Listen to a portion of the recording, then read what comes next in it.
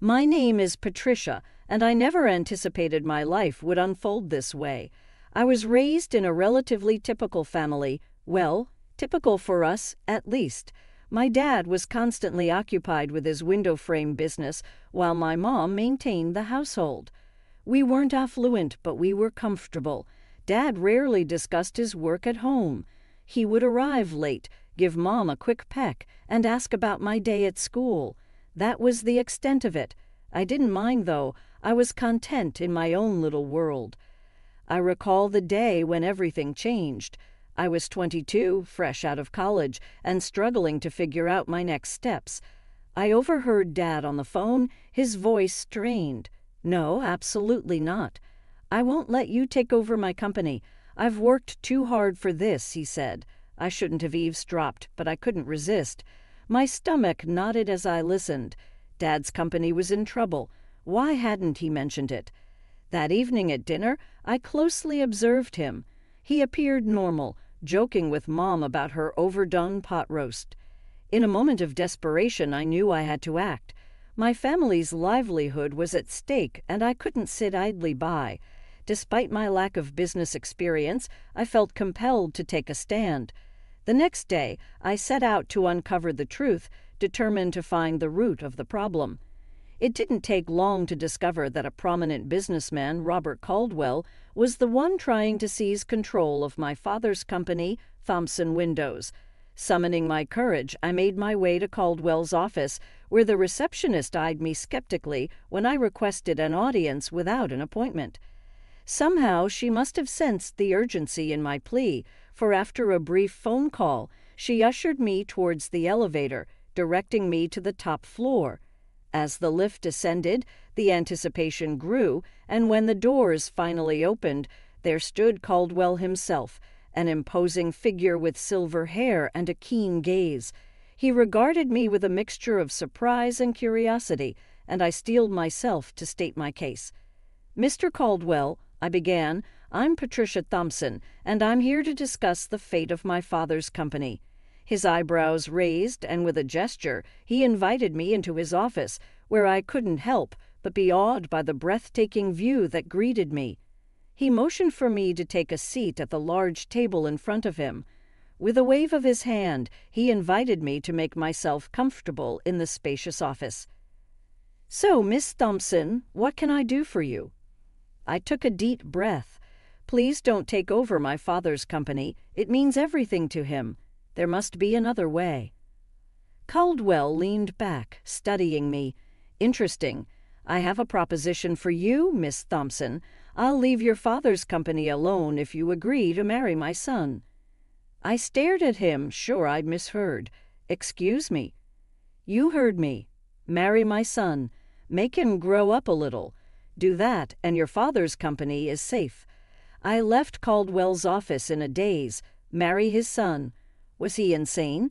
But the more I thought about it, the more I realized I didn't have much choice. It was either this or watch my father's life's work crumble. The next day, I found myself back in that intimidating office. Caldwell was waiting, a smug smile on his face. "So, Miss Thompson, have you made your decision?" I took a deep breath. "Yes, I'll do it. I'll marry your son." Caldwell clapped his hands together. "Excellent. Let's introduce you two, shall we?" Before I knew it, I was being ushered into another room, and there he was, Caldwell's son. I had expected some stuffy businessman type, but the man who stood up to greet me was anything but. He was tall, with messy dark hair and a crooked smile. "Hey," he said, extending his hand. "I'm Jack. You must be Patricia." I shook his hand, trying not to show my surprise. "Yeah, that's me."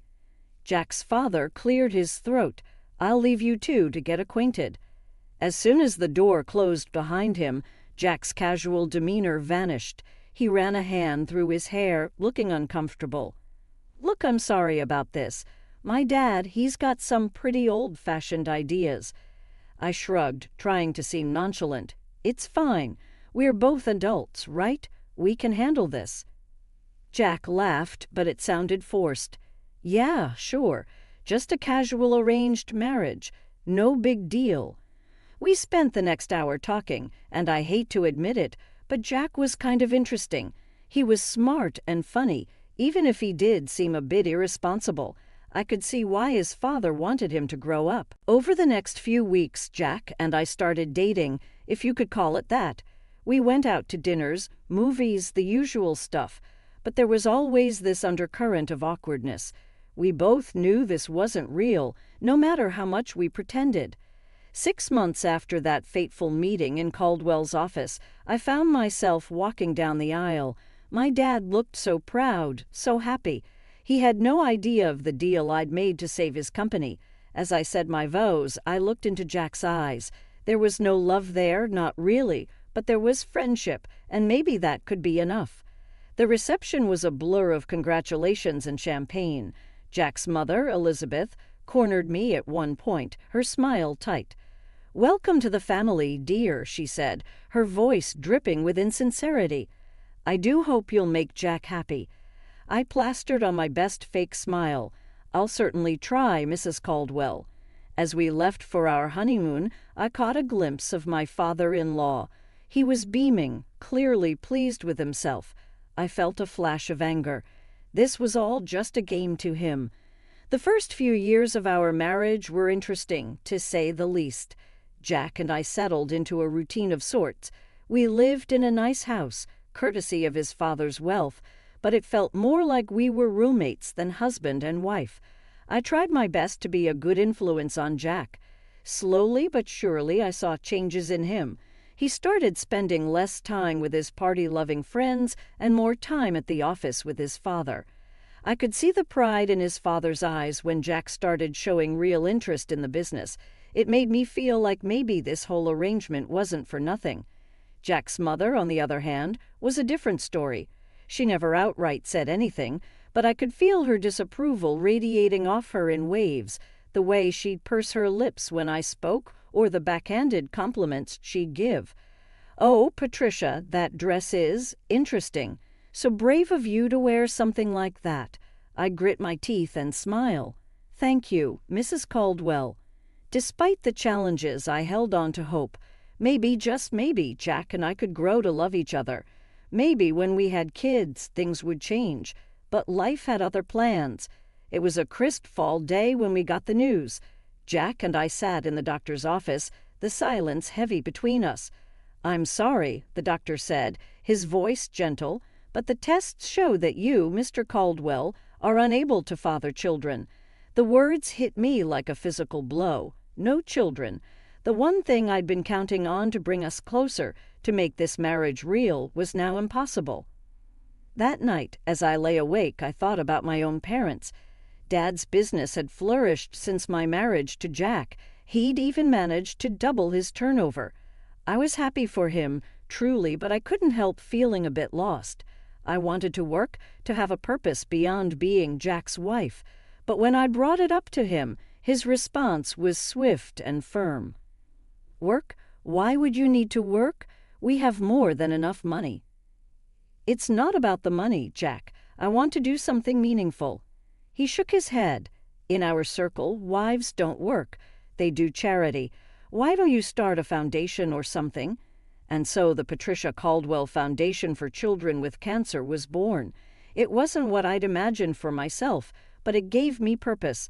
I threw myself into the work, organizing fundraisers, visiting hospitals, doing whatever I could to help. Jack didn't seem to care much about my new passion.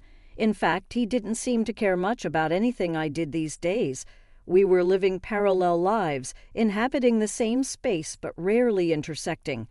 Years passed, 10 to be exact, and then everything changed again. Jack's father died suddenly of a heart attack. Just like that, Jack was thrust into the role of CEO. I tried to be supportive, but I could see him struggling under the weight of his new responsibilities. 2 years later, we got more bad news. Jack's mother had cancer. "We should move her to a care facility," Jack said, his voice detached. "They can take better care of her there." But his mother refused. "I will die in my own home," she declared, her chin lifted defiantly. And so, drawing on my years of experience with the Cancer Foundation, I took charge of her care. I hired nurses, coordinated treatments, and spent hours by her bedside. To my surprise, Elizabeth's attitude towards me began to soften. One day, as I was adjusting her pillows, she caught my hand. "You're a good woman, Patricia," she said softly. "I'm sorry I didn't see it sooner." I felt tears prick my eyes. "Thank you, Mrs. Caldwell." 5 years passed since Jack took over his father's company. I wish I could say things improved, but the truth was far from it. Jack's behavior became increasingly erratic. He was drinking more, coming home at odd hours, and snapping at me for the smallest things. One day I received a call from Jack's assistant. "Mrs. Caldwell, I'm sorry to bother you, but Mr. Caldwell hasn't been to the office in days. Is everything all right?" When he finally stumbled home that night, reeking of alcohol, I confronted him. "Jack, what's happening? Your assistant called. You haven't been to work." He laughed bitterly. "Work? What's the point? The company's going under anyway. Dear old Dad left me a sinking ship and I couldn't keep it afloat." I couldn't believe what I was hearing. All those years of hard work gone, and Jack seemed almost relieved. Desperate to salvage something, I reached out to my father. Despite being semi-retired, he agreed to help. He offered Jack a position as his deputy, hoping to mentor him back to success. But Jack's heart wasn't in it. He showed up late, left early, and generally did the bare minimum. I watched helplessly as my father's sales figures began to drop. I knew I had to have a serious talk with Jack. One night, after he'd had a few drinks as usual, I approached him. "Jack, we need to talk about work. You're barely showing up. My father's company is suffering because of you." Jack's face contorted with anger. "Oh, so now it's my fault? I never wanted this, Jules, any of it." "What are you talking about?" He laughed, a harsh, ugly sound. "This life, this marriage. I'm just waiting for Mom to kick the bucket so I can sell her house and get out of here." I stared at him, horrified. "How can you say that? Your mother is dying, and all you care about is her money." "Don't act all high and mighty," he spat. "We both know this marriage is a sham. You're just as eager to get out as I am." Disgusted, I turned to leave the room. As I opened the door, I came face to face with Jack's mother. The look on her face told me she'd heard everything. For a moment, we just stared at each other. Then, silently, she reached out and squeezed my hand. In that gesture, I felt her gratitude, her understanding, and her sorrow. The day I got the call about my parents' plane crash, my world shattered. Mom and Dad, gone in an instant. Their small plane to Hawaii, meant to be a second honeymoon, became their final journey. I needed support, someone to lean on. But Jack, he was nowhere to be found. My own husband couldn't even be bothered to show up to the funeral. As I stood there, watching my parents' caskets lowered into the ground, I felt more alone than ever. After the funeral, anger began to replace my sorrow. How dare he? How could he abandon me when I needed him most?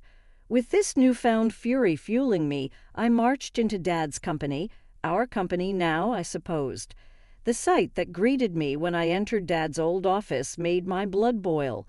There was Jack, lounging in Dad's chair like he owned the place, barking orders like some conquering hero.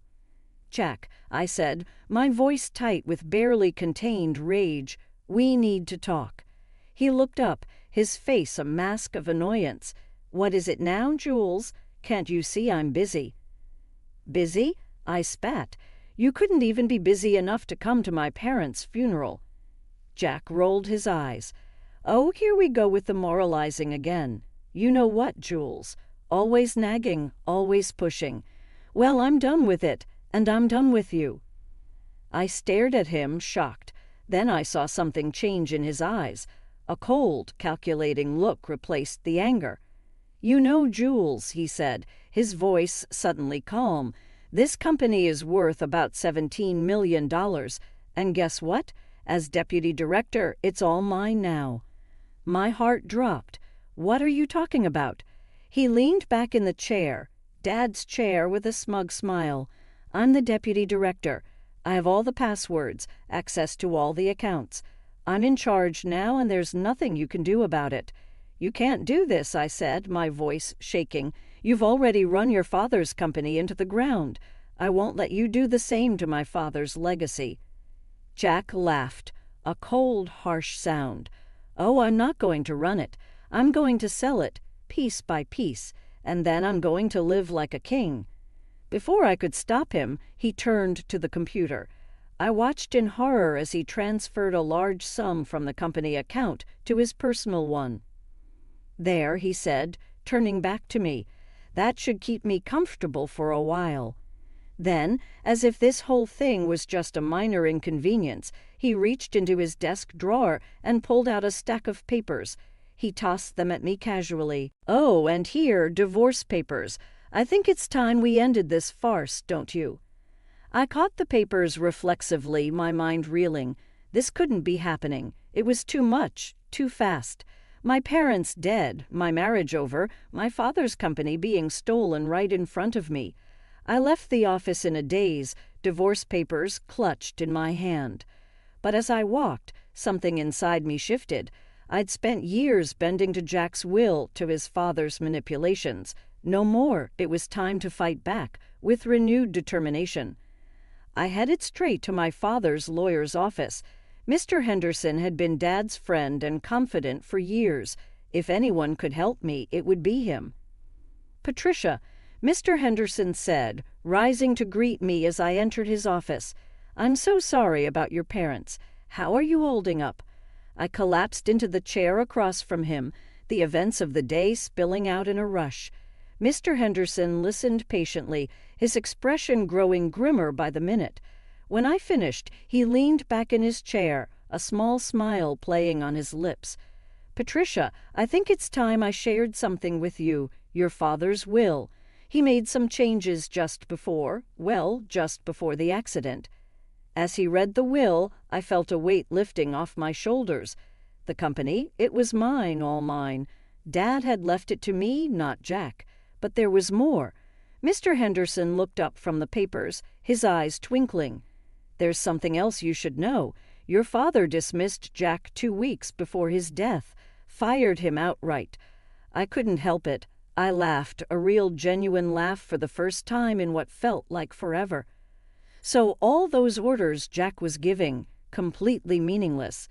Mr. Henderson confirmed, then he pulled out an envelope. There's one more thing, a letter from your father. With shaking hands, I opened it. Dad's familiar handwriting blurred as tears filled my eyes. My dearest Patricia, it began. If you're reading this, it means I'm gone. I'm sorry for leaving you like this, but I hope I've left you with the tools to build the life you deserve. The company is yours now, and Jules, it's time to let go of Jack. You've given enough of yourself to that marriage. It's time to live for you. I love you, sweetheart. Make me proud. I looked up at Mr. Henderson, wiping my eyes. Do you have a pen? Without a word, he handed me one. I signed the divorce papers Jack had given me, feeling lighter with each stroke of the pen. Can you file these? I asked, handing them back. I want this done as quickly as possible. Mr. Henderson nodded. Consider it done. As I left his office, I felt free for the first time in years, maybe for the first time ever. I was in control of my own life. No more Jack, no more Caldwells pulling my strings. On impulse, I pulled out my phone and called Sarah, my best friend from the Charity Foundation. Sarah, it's Patricia. Want to meet for coffee? I've got some news. An hour later, we were seated in our favorite cafe, lats in hand. So, Sarah said, eyeing me curiously, what's this big news? I took a deep breath, then let it all out. Jack, the company, the divorce. Sarah listened, her eyes widening. When I finished, she reached across the table and squeezed my hand. Girl, you're free, and now you're the boss. I couldn't help but smile at her enthusiasm. I don't know, Sarah. Can I really run a company? She fixed me with a stern look. Are you kidding me, Patricia? You've been running that charity foundation like a pro for years. You're smart, you're organized, and you actually care about people. You're going to be an amazing CEO. After my talk with Sarah, I felt invigorated. It was time to face the music and get my things from Jack's house. I never really thought of it as my home, and now I knew why. I found my mother-in-law, Elizabeth, in the living room, her face drawn and tired from her ongoing battle with cancer. "Elizabeth," I said gently, "I'm here to get my things. Jack and we're getting divorced." To my surprise, her eyes filled with tears. "Patricia, I know I haven't always been kind to you, but you've been so good to me. Would you consider taking me with you?" I was stunned. "You want to come with me?" Before she could answer, the front door slammed open. Jack stormed in, his face red with fury. "You," he shouted, pointing at me. "What the hell did you do?" "The company accounts are blocked. I can't access the money." I straightened my spine, looking him in the eye. "That money isn't yours, Jack. It never was. Oh, and by the way, my father fired you 2 weeks ago. You have no claim to the company. I've already instructed security not to let you in the building." Jack's mouth opened and closed like a fish out of water. Then his gaze shifted, noticing his mother packing a suitcase. "Mom, what are you doing?" Elizabeth looked at her son, her expression a mix of sadness and determination. "I'm going with Patricia. I'm sorry, Jack, but you've proven to be unreliable." Jack's face turned an even deeper shade of red. "Unreliable? Me? This is all your fault. You raised me to be this way. You and your coddling and your expectations." He turned to me, his voice dripping with venom. "Fine. Get out, both of you. I don't need either of you." I felt a wave of pity for him. This angry, bitter man was a far cry from the charming, if irresponsible, guy I'd married. But I couldn't let that sway me, not anymore. "Come on, Elizabeth," I said softly. "Let's get your things." As we packed, Jack continued to rant and rave, hurling insults and blame, but we tuned him out, focusing on the task at hand. The drive to my parents' house was quiet. Elizabeth dozed in the passenger seat, the stress of the day taking its toll. As we pulled up to the house, a lump formed in my throat. It felt strange coming here without Mom and Dad. "We're here," I said softly, gently waking Elizabeth. I helped her inside, leading her to my parents' room. It felt right somehow to give her the space. "Are you sure?" Elizabeth asked, her eyes wide as she took in the room. I nodded, swallowing past the lump in my throat. "Yes, I think they would have wanted it this way." As I helped Elizabeth settle in, I felt a strange mix of emotions: grief for my parents, relief at being free from Jack, uncertainty about the future. But underneath it all, there was a glimmer of hope. Taking over Dad's company was like diving into the deep end of a pool without knowing how to swim. Those first few months were a world of meetings, financial reports, and sleepless nights, but I was determined to make it work.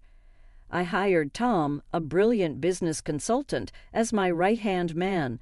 He patiently guided me through the intricacies of running a multi-million-dollar company. "You've got good instincts, Patricia," he'd say. "Trust them." Slowly but surely, I found my footing. 6 months in, I wasn't just treading water. I was swimming laps. The company's performance began to improve, and I felt a surge of pride, knowing Dad would have been pleased. Through it all, I never neglected the Cancer Foundation. If anything, my work there became even more important to me. It was a link to my past and a beacon for my future.